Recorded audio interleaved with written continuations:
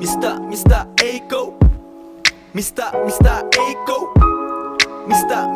Aiko, Mr. Aiko. Huwag ka naman sana magsinungaling pa, dahil kuha ko na kung ano iyong pininta. Laman ng aking damdamin lang aking binigka. Siniswerte ka naman kung puro pamimintas, lahat na lang para sa'yo. Tangina mo, bakit sino ka ba to? Pwede ba malaman ano ba talaga tira mo, para malaman ko din kung sinong babala to sa'yo, o ano-ano may gagawin ka pa ba? Tangina naman, bakit sino ka ba?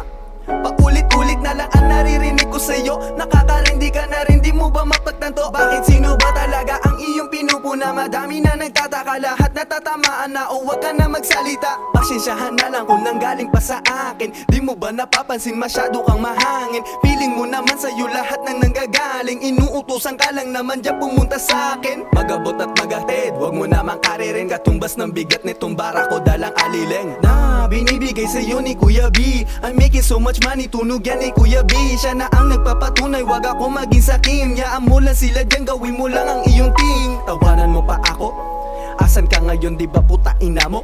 Kung kani-kanino ka na dumadapo, habang ako andito lagi at kalmado, di nawawalan balato. Sino sa atin ngayon talaga ang amo? Sige humarap ka, ipakita ang mukha mo. Kung makikilala ka ng karamihang tao, siguro nga dahil ikaw ay isa pador gago. Labo na, makapasok ka pa sa radar ko. Pag ito nangyari talagang aray ko. Mabuti pa yung kid, talagang alive po. Gagawin niya lahat, walang sumbat yan, alam ko.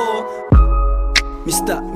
Aiko, Mr. Aiko, Mr. Aiko, Mr. Aiko. Sayang naman yung binigay mong talento, mga kaalaman na hindi nila na-take note. Sa bagay puro paninira lang ang na-take note. Pasalamat sa taas dahil ako'y na-lay low.